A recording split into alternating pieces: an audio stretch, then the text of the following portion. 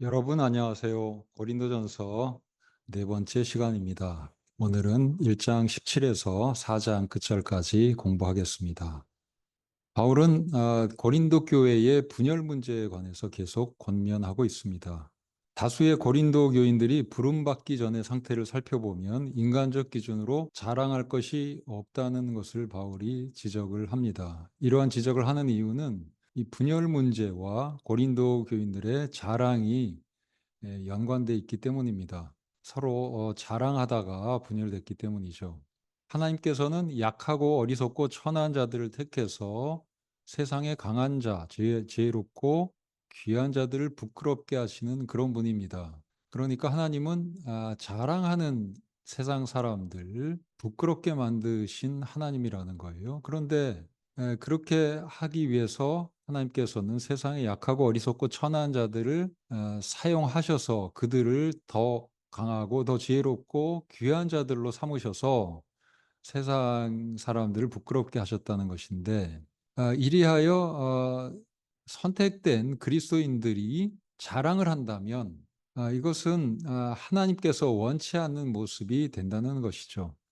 자랑하는 것을 싫어하시는 하나님, 자랑하는 자들을 부끄럽게 만드시기 원하시는 하나님. 이러한 하나님의 모습을 안다면 사람을 자랑하면서 자신의 파벌을 자랑하면서 분열되는 일을 하지 않게 될 것입니다. 자, 고린도전서 1장 29절을 인용하면 이는 아무 육체도 하나님 앞에서 자랑하지 못하게 하려 하심이라. 세상에 자랑할 것 없는 사람들을 하나님께서 택하셔서 귀한 하나님의 자녀로 삼으셨어요.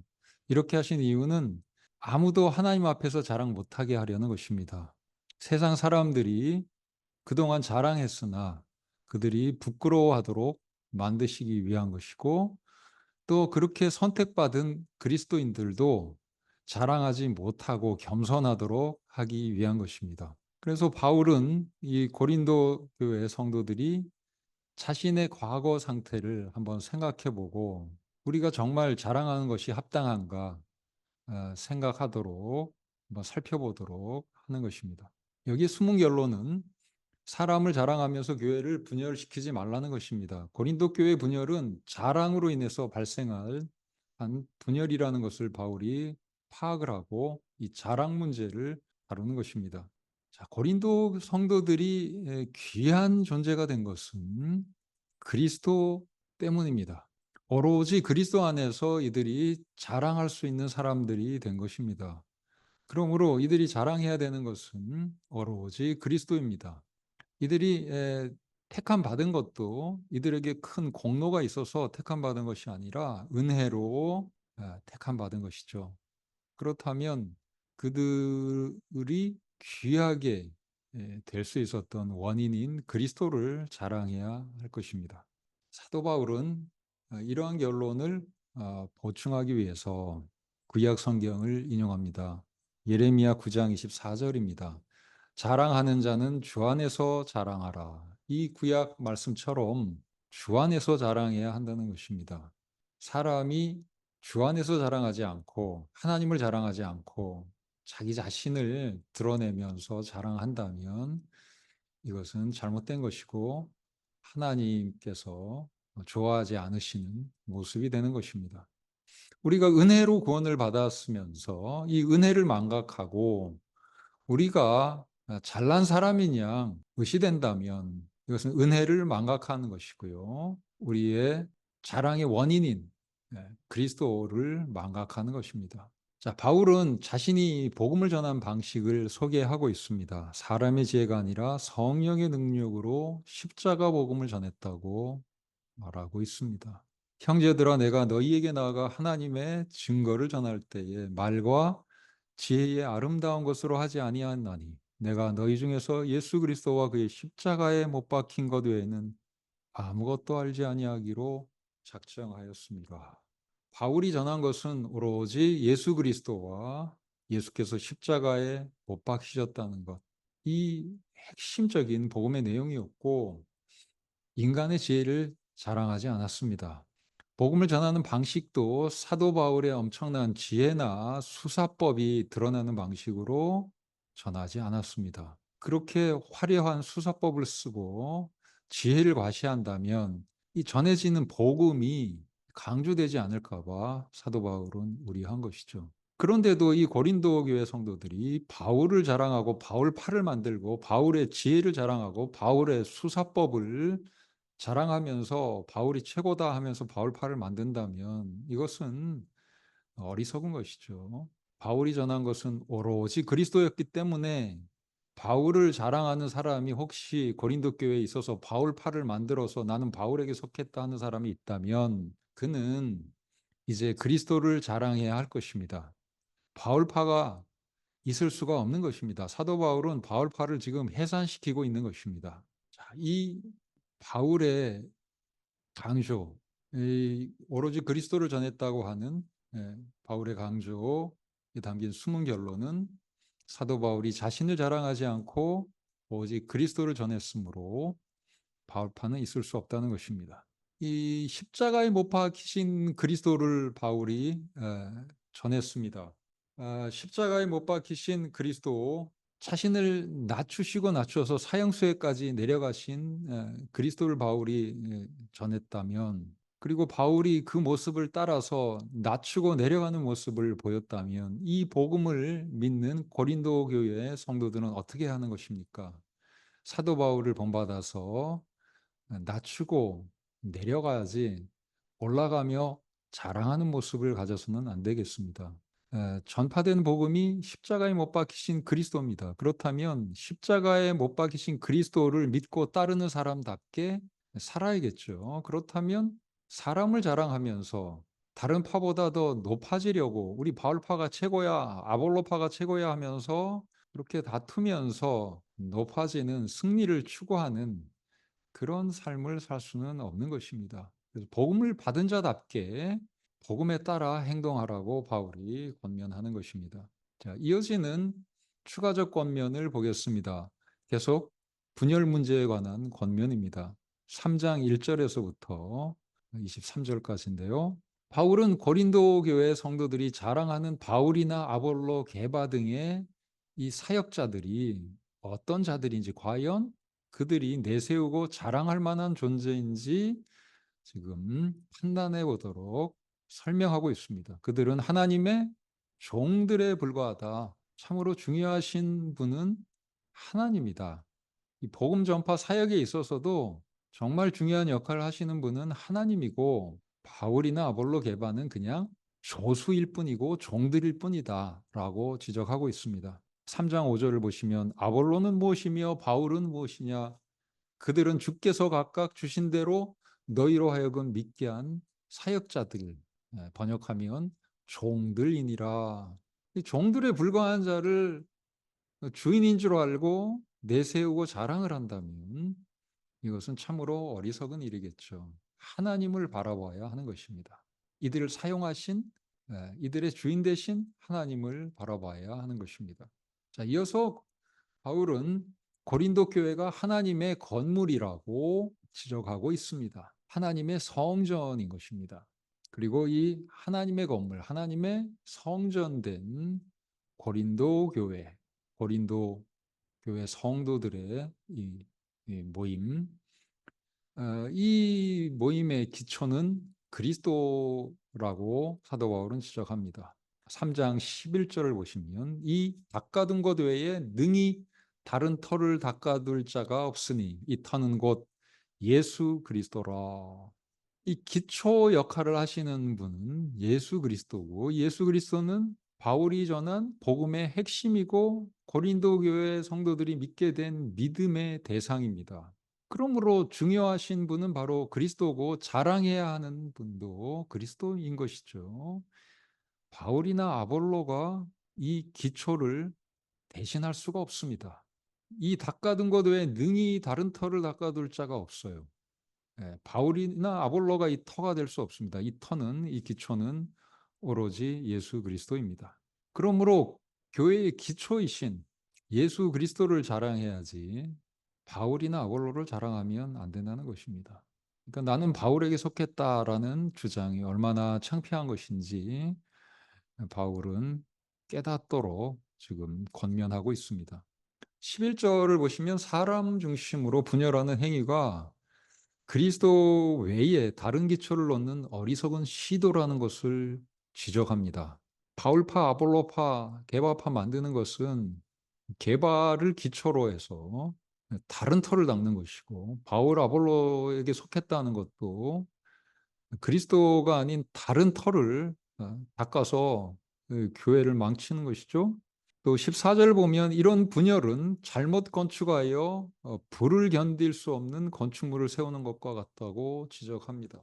이 건축을 잘못하면 불이 나게 될 때 타버리죠. 예. 그런 엉성한 불량 건축물을 세울 수는 없을 것입니다. 만약에 사도 바울이 이 바울파, 아볼로파 이런 개바파가 생기는 것을 묵과한다면 이런 불량 건축물을 그대로 내버려 두는 것이 됩니다. 그래서 바울은 그것을 두고 볼 수가 없죠. 그래서 고린도 전서에 상당히 많은 부분을 할애해서 그것도 첫 부분에 이 분열 문제에 대해서 지적하면서 분열하지 않도록 지적하는 것입니다. 자, 고린도 교회는 하나님의 성전이라는 것을 스스로 알아야 됩니다. 이 성전을 파괴하는 자는 하나님에 의해서 파괴당한다고 사도 바울은 경고하고 있습니다. 고린도전서 3장 17절 말씀입니다. 누구든지 하나님의 성전을 더럽히면, 다시 번역하면 멸하면, 부수면 하나님이 그 사람을 멸하시리라. 하나님의 성전을 어떻게 멸합니까? 바울파, 아볼로파, 게바파 만들어서 더럽히고 파괴한다는 것이죠. 자, 이렇게 해도 아무 문제 없을까요? 이렇게 하는 사람은 하나님께서 벌을 주실 것이다. 그도 파괴할 것이다. 그가 교회를 파괴한 것처럼 하나님께서 그 사람을 파괴할 것이다. 이렇게 경고하고 있습니다. 이 분열은 교회 분열은 이 성전을 파괴하는 행위입니다. 당장 이를 중단해야 합니다. 우리가 개바파, 아볼로파 이 무슨 큰 문제냐 하겠지만 사람 자랑하면서 이렇게 나눠지는 거, 사람을 자랑하는 거, 이거 바울은 심각한 문제로 본 것입니다. 이것은 결국 성전을 파괴하는 행위다. 당장 이를 중단해야 된다. 하나님께서 사람 자랑하는 거 싫어하는 하나님께서 아주 싫어하는 행위다 지적하고 있습니다. 자, 사도 바울의 권면을 요약해 보겠습니다. 18절부터 23절입니다. 인간의 지혜는 하나님이 보시기에는 어리석음에 불과하다. 이 지혜 문제를 바울이 다루고 있는데요. 이것이 새로 나오는 주제라기보다는 이 고린도 교인들이 뭘 가지고 자랑했겠습니까? 사람 가지고 자랑했죠. 바울파, 아볼로파, 게바파. 그러면 결국 자랑거리는 뭡니까? 그들이 복음을 전할 때 얼마나 지혜롭게 전했는지, 그들이 얼마나 그 성경을 가르칠 때 지혜로웠는지, 얼마나 멋진 말로 그들을 설득했는지, 이러한 것들을 가지고 자랑을 했겠습니다. 아볼로는 이 수사법을 잘 쓰는 그런 사람이었겠고, 그럼 아볼로를 자랑하는 사람이 또 나왔겠죠. 또 바울은 매우 또 심오한 깊이가 있는 사람이니까 그의 지혜를 감탄하며 또 바울의 지혜를 자랑하는 사람 있었을 겁니다. 이것은 그러나 자랑할 게 못 된다는 거예요. 하나님이 보시기에는 바울의 지혜나 아볼로의 지혜나 베드로의 지혜나 다 어리석음에 불과하다. 그러니까 자랑하지 말라는 것이죠. 그런즉 누구든지 사람을 자랑하지 말라. 3장 21절에서 다시 강조합니다. 바울 자랑하면서 바울파 만들어 아볼로파 만들어서 나는 아볼로에게 속했다 이러지 말라는 겁니다. 바울이나 아볼로나 게바는 모두 그리스도의 교회를 위한 자들이고, 그러니까 교회를 위해서 존재하는 그런 사역자들인 것이지 교회가 자랑해야 될 그런 내세워야 될 그런 인물들이 아니라는 거예요. 오로지 내세워야 될 인물은 예수 그리스도뿐이라는 겁니다. 고린도 교회 성도들은 모두 그리스도께 속했지 바울에게 속했다, 아볼로에게 속했다, 게바에게 속했다 하면 안 된다는 것입니다. 여기에 숨은 결론은 뭡니까? 그러므로 고린도 교회는 오직 그리스도에게만 속했다 하는 사람만 있어야지, 바울에게 속했다, 아볼로에게 속했다 하는 사람 한 명도 있으면 안 된다는 거예요. 고린도 교회의 사역자들, 고린도 교회를 위한 존재, 그들에게 봉사하는 그런 자들을 가지고 내가 바울에게 속했다라고 말하면 안 되겠죠. 예, 우리가 누구에게 속했다라고 말할 수 있는 분은 오로지 그리스도뿐이라는 것을 사도 바울은 지적하고 있습니다. 그러면 교회에는 오로지 그리스도파 뿐입니다. 그래서 한 마음으로 하나 되어야 하는 것입니다. 자, 이제 4장에도 계속 바울은 추가적 권면을 이어가는데요. 역시 분열에 관한 권면입니다. 바울이나 아볼로, 게바 등은 모두 그리스도의 종들, 휘베레타스, 이건 조수라는 거죠. 도와주는.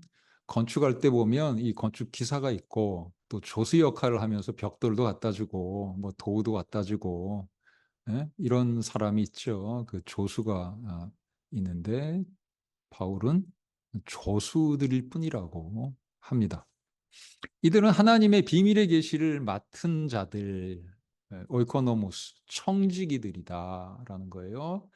집 주인이 아니고 잠시 일을 맡은 청지기들이다. 그리고 이 청지기들은 신실함을 증명해야 하는데, 그 신실하다, 신실하지 않다 판단할 분은 주인이신, 그들에게 일을 맡기신 하나님이라는 겁니다. 그래서 하나님께서 그 판단을 해야 되는데 고린도 교회 성도들이 바울을, 아볼로를, 게바를 평가하면서 누가 더 좋다 한다는 것은 그들이 하나님이 하실 일을 지금 하고 있다는 것이죠. 그러면 안 된다는 겁니다. 자, 바울파는 뭐라고 판단하겠습니까? 바울이 최고다, 아볼로 별로다 하면서 판단을 하니까 바울파 생기는 거죠. 아볼로파, 게바파 마찬가지입니다. 이러한 판단을 하나님께 맡겨야지, 사람이 하면서 판단하기 시작하면 이런 파벌이 생기고 교회가 분열되게 되는 것이죠. 또 분열이 되지 않는다 해도 하나님이 좋아하시는 모습이 아니게 되는 것입니다. 여기에 숨은 결론은 뭡니까? 고린도 교회 성도들은 바울, 아볼로 등을 판단, 평가해서 분열되는 일이 있어서는 안 된다는 것입니다. 자, 8절 보시면 바울은 고린도 교회 성도들이 자랑하면서 스스로 부자, 왕처럼 되었다고 지적을 합니다. 인용합니다. 너희가 이미 배부르며 이미 풍성하며 우리 없이도 왕이 되었도다. 우리가 너희와 함께 왕노릇하기 위하여 참으로 너희와 함께 왕이 되기를 원하노라. 자, 이것은 약간의 반어법 비슷하게 바울이 지금 지적하는 겁니다. 고린도 교회 성도들아, 너희는 참 배부르게 되었고 이미 풍성하게 되었고 우리 사도들 없이도 이미 왕이 되었다. 그 왕이 된 모습, 이건 이제 자랑하는 모습을 이렇게 묘사한 거예요. 이게 칭찬하는 말이 아닙니다. 너희가 바울파, 아볼로파, 게바파 만들어서 게바파 최고다 하면서, 아볼로파, 바울파 최고다 하면서 의시되면서, 다른 파보다 우리 파가 최고다 하면서 자랑하는 모습을 보니 마치 부자 같고 왕 같다. 참 부럽다라는 거예요. 그래서 부럽다는 표현을 이렇게 합니다. 참으로 너희와 함께 우리도 왕이 되기를 원한다. 우리도 좀 그래 봤으면 좋겠다라는 거죠. 그런데 사도들의 실상은 이 고린도 교회 성도들이 이렇게 잘난 체하고 아주 고귀한 모습으로 자랑하는 이 모습과 달리, 사도들은, 그들이 자랑하는 게바, 아볼로, 바울은 어떠하냐, 참 비참한 자들이다 라고 9절에서 묘사합니다. 9절 말씀입니다. 하나님이 사도인 우리를 죽이기로 작정된 자 같이 끄트머리에 두셨음에 우리는 세계 곧 천사와 사람에게 구경거리가 되었노라. 그들이 자랑하는 게바, 아볼로, 바울 어떻습니까? 죽이기로 작정된 자, 뭡니까? 사형수예요. 사형수처럼 끄트머리에 두셨다. 자, 사형수는 이 개선 행진 끝에 포로들이 잡혀가는데 맨 끝에 이제 사형당할 이런 사람이 끌려가죠. 그렇게 맨 끝에 두셨다라는 거예요. 마치 사형수 같이 되었다.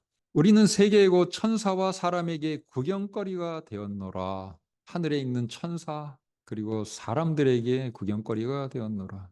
참 세상에 조롱거리가 되어버렸다. 그런데 너희는 우리의 모습과 달리 자랑을 하는데 너희가 자랑하는 바울, 아볼로, 베드로 어떤지 아느냐?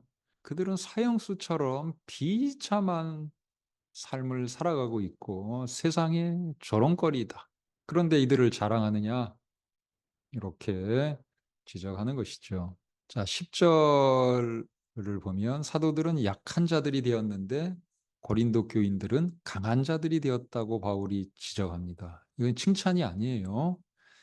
고린도 교회가 사람 자랑하면서 분열하는 모습을 지적하는 것입니다. 그들의 모습은 사도들을 본받는 모습이 아니고 사도들과 반대되는 모습이고 나아가서 그리스도와 반대되는 모습이라는 것을 깨닫도록 이렇게 바울이 자세히 지적하는 것입니다. 사도들이 무시당할 때 그들은 영광스럽게 되었다고 바울은 지적합니다. 그래서 그들은 사도의 모습을 전혀 본받지 않으면서 사도들을 자랑만 한다는 것입니다. 이게 어찌 합당한 모습이냐는 거예요. 그리스도를 믿는다면서 그리스도의 모습을 전혀 담지 않는 모습이라는 겁니다. 이것을 지금 깨닫도록 지적하고 있습니다. 10절을 인용합니다. 우리는 그리스도 때문에 어리석으나 너희는 그리스도 안에서 지혜롭고 우리는 약하나 너희는 강하고 너희는 존귀하나 우리는 비천하여 이렇게 대조를 하고 있습니다. 그래서 그들이 좀 부끄러워하도록 바울이 지금 지적하고 있는 것입니다. 숨은 결론은 무엇입니까? 왜 바울은 이 말씀을 할까요? 이런 고난받는 사도들과 대조적으로 사도들을 자랑거리 삼아 스스로 높은 자리에 처하는 이 고린도 교회 성도들의 태도, 이게 얼마나 부끄럽고 창피한 모습인지 좀 스스로 깨닫도록 그렇게 지적하는 것입니다. 자, 사도 바울은 이어서 자신을 본받는 자가 되라고 권면합니다. 16절입니다. 너희는 나를 본받는 자가 되라. 바울이 왜 갑자기 자신을 본받으라고 할까요?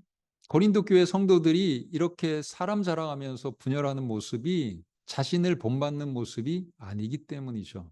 자랑하면서 상대방 자랑하면 어떻게 됩니까? 이 네 파가 나눠져서 자랑하면 서로 다른 파들을 비방하겠죠. 그리고 우리 파가 최고라고 자랑하겠죠. 이런 모습은 바울을 본받는 모습이 아니라는 것을 지적합니다. 바울을 참으로 본받으면 그렇게 사람 자랑하면서 분열되지 않을 것이라는 거예요. 그리고 이 바울이 보여주는 이 모습은 바로 바울이 전한 예수 그리스도의 모습입니다. 그러니까 바울은 자신이 그리스도를 본받은 것처럼 그 십자가에 못 박히신 예수님을 본받은 것처럼 바울이 전한 예수님을 본받은 것처럼 고린도 교회 성도들도 그들이 믿은 예수 그리스도를 본받고 그들에게 복음을 전한 바울을 본받으라고 권면하고 있습니다. 바울이 고린도 교인들에게 본받으라고 제시한 바울의 모습은 11절에서부터 살펴볼 수 있겠습니다. 인용합니다. 바로 이 시각까지 우리가 목마르며 헐벗고 매맞으며 정처가 없고, 정처 없다는 건 뭐예요? 거주할 곳이 없다는 것이죠. 또 수고하고 친히 손으로 일을 하며, 그리스도께서 이 사역자들에게 복음을 전함으로 사례를 받을 권리를 줬는데 그 권리를 포기하고 스스로 천막 만드는 일 등을 하면서 이 생활비를 감당했다는 내용이에요.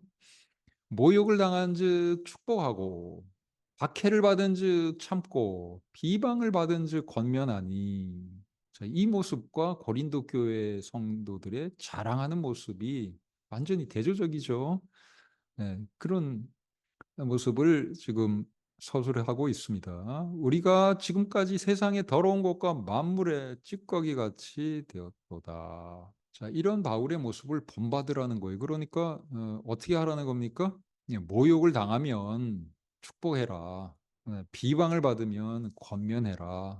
그러니까 바울파, 아볼로파 해서 아볼로 비방하는 바울파, 그다음에 바울을 비방하는 아볼로파, 이 둘 다 또 비방하는 게바파, 이렇게 나눠 가지고 서로 비방할 것이 아니라, 비방은 하기는커녕 축복을 하고 권면을 하고 서로 상대방을 높여 주면서 이런 사람 자랑하면서 분열된 이런 분열을 극복하라는 것입니다.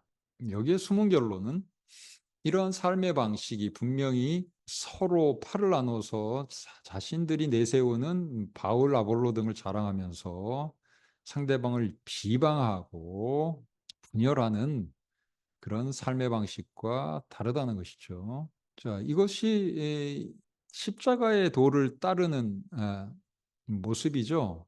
그래서 이런 사도들처럼 십자가의 도를 따르는 그런 모습으로 살아가야 하고, 그렇게 하게 되면 당연히 사람 자랑하면서 분열하는 그런 일을 행하지 않게 될 것입니다. 자, 이제 문제를 풀어보도록 하겠습니다. 참으로 우리가 자랑해야 할 것은 무엇일까요? 복음 사역자들의 수사법, 그들의 지혜, 과연 자랑의 제목이 되겠습니까? 고린도전서는 이 부분에 대해서 명확하게 지적을 합니다. 복음 사역자들을 자랑해서는 안 된다는 것입니다. 우린 오로지 예수 그리스도를 자랑해야 한다는 것입니다. 사도 바울은 인간의 지혜가 자랑할 것이 못 된다고 지적합니다. 고린도전서 1장 19절에서 이사야서 29장 14절을 인용하는데요. 내가 지혜 있는 자들의 지혜를 멸하고 총명한 자들의 총명을 폐하리라. 인간의 지혜 자랑해봐야 얼마나 자랑거리가 되겠습니까? 그런 인간의 지혜는 하나님께서 멸한다 그랬습니다. 그러니까 우리는 복음 사역자들의 지혜, 그들의 설득력, 그들이 사용하는 현란한 수사법, 이런 것들을 자랑해서는 안 될 것입니다. 오로지 그들이 전한 예수 그리스도를 자랑해야 하는 것입니다. 참으로 자랑할 것은 십자가에 못 박히신 그리스도임을 바울은 분명히 합니다. 고린도전서 1장 22절부터 보시면, 유대인은 표적을 구하고 헬라인은 지혜를 찾으나 우리는 십자가에 못 박힌 그리스도를 전하니 그리스도는 하나님의 능력이요 하나님의 지혜니라. 이 복음의 정신이 뭡니까? 유대인들이 표적, 좀 기적, 멋진 기적을 좀 보여줘, 그러면 내가 믿을게, 이런 사람들이죠. 헬라인은 지혜를 찾습니다. 좀 심오한 지혜 우리에게 들려주시오. 그러면 설득되겠소. 그러나 사도들이 전한 복음은 뭡니까? 십자가에 못 박히신 그리스도. 자, 이것은 유대인이 볼 때 이건 정말 어처구니 없는 것이죠. 어찌 메시아가 자기도 구원 못하고 십자가에 못 박혀 죽는단 말인가? 신명기에 의하면 하나님의 저주받은 자가 매달릴 그런 나무에 달려서 처형을 당한단 말인가? 도저히 받아들일 수 없는 걸림돌이죠. 헬라인들이 볼 때는 이것도 아주 어리석은 거예요. 뭔 지혜가 여기 있느냐 하겠죠. 그러나 바울은 말합니다. 그리스도는 하나님의 능력이요 하나님의 지혜다. 우리가 자랑해야 될 것은 바로 이 하나님의 지혜, 하나님의 능력이다라는 것입니다. 이게 인간의 지혜를 멸하는 하나님의 지혜가 여기 그리스도의 십자가에 있는 것입니다. 사람의 능력으로 도저히 할 수 없는 구원을 이루어낸 놀라운 하나님의 능력이 여기 십자가에 있는 것입니다. 그러므로 우리는 이 그리스도의 십자가를 자랑해야 하고, 십자가에 못 박히신 예수 그리스도를 자랑해야 할 것입니다. 우리가 수사법으로 인해서, 인간의 지혜로 인해서 구원받는 게 아닙니다. 그리고 인간의 지혜를 믿는 것이 또한 아닙니다. 우리는 예수 그리스도의 십자가가 가진 그 능력, 그 능력으로 인해서 구원을 받고, 십자가에 못 박히신 예수 그리스도를 믿는 것이죠. 그분이 우리를 구원하시는 능력을 가지신 분이기 때문입니다. 고린도전서 2장 1절에서부터는 이렇게 말씀합니다. 형제들아, 내가 너희에게 나아가 하나님의 증거를 전할 때에 말과 지혜의 아름다운 것으로 아니하였나니 내가 너희 중에서 예수 그리스도와 그의 십자가에 못 박히신 것 외에는 아무것도 알지 아니하기로 작정하였습니다. 말과 지혜의 아름다운 것으로 바울이 복음 전하지 않았고 오로지 예수 그리스도, 오로지 예수께서 십자가에 못 박히셨다는 이 사실, 이것을 전했습니다. 그렇게 한 이유는 무엇입니까? 바울은 이렇게 말합니다. 내 말과 내 전도함이 설득력 있는 지혜의 말로 하지 아니하고 다만 성령의 나타나심과 능력으로 하여 너희 믿음이 하나님의 지혜에 있지 아니하 사람의 지혜에 있지 아니하고 다만 하나님의 능력에 있게 하려 하였노라. 바울이 설득력 있는 지혜의 말로 전도하면 어떻게 됩니까? 이 설득력 있는 지혜의 말 때문에 현란한 수사법 때문에 이 설득이 됐다고 볼 수도 있는 거잖아요. 더구나 당시 이 현란한 수사법을 구사하는 이 소피스트들은요, 자신이 전하는 것을 스스로 믿지도 않으면서 이렇게 저렇게 멋진 수사법으로 청중을 설득하고 또 청중도 특별한 그 내용에 대한 기대 없이 그냥 재밌게 그 얘기를 들으면서 설득력 있구나 하면서 즐겼죠. 복음은 이런 게 아니라는 겁니다. 그래서 이런 이 수사법 사용하는 것을 절제하고 성령의 나타남과 능력으로 해서 복음을 전하여 이것을 듣고 믿는 사람의 믿음이 사람의 지혜에 근거한 것이 아니라 하나님의 능력에 근거한 것이 되도록, 그 원인이 사람의 지혜와 수사법이 아니라 하나님의 능력 때문에 믿게 된 것이 되도록 그렇게 하였다고 하고 있습니다. 예, 두 번째 문제를 살펴보겠습니다. 복음 사역자의 신분에 대해서 묻는 질문입니다. 바울이나 게바, 아볼로 등 복음 사역자를 어떻게 볼 것입니까? 자, 오늘날의 복음 사역자들은 또한 어떻게 보아야 할까요? 바울은 고린도전서 3장 5절에서 이렇게 얘기하죠. 아볼로는 무엇이며 바울은 무엇이냐? 그들은 주께서 각각 주신 대로 너희로 하여금 믿게 한 디아코노이, 종들이니라. 사역자들이라고 번역했는데 종들이니라. 종들이라고 봐야 됩니다. 디아코노스, 식사 시중 드는 종. 그러니까 식탁 봉사하는 종들을 특히 이렇게 부르죠. 그러면 우리가 음식점에 가면 이 접시로 이 음식을 날라주는, 요리를 날라주는 분들 있죠. 예.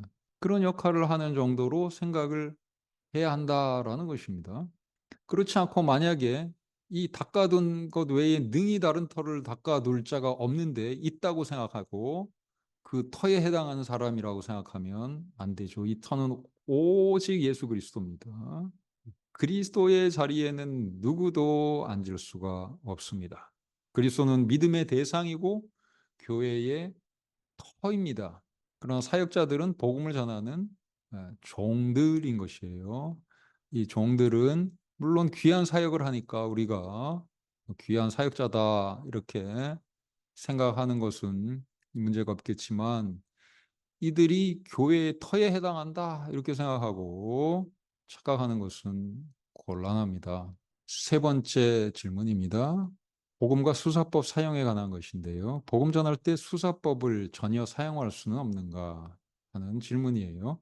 자, 바울의 가르침을 한 번 더 살펴봅시다. 3장 19절부터인데요. 이 세상 지혜는 하나님께 어리석은 것이니 기록된 바 하나님은 지혜 있는 자들로 하여금 자기 꾀에 빠지게 하시느니라 하셨고 또 주께서 지혜 있는 자들의 생각을 헛것으로 하신다 하셨느니라.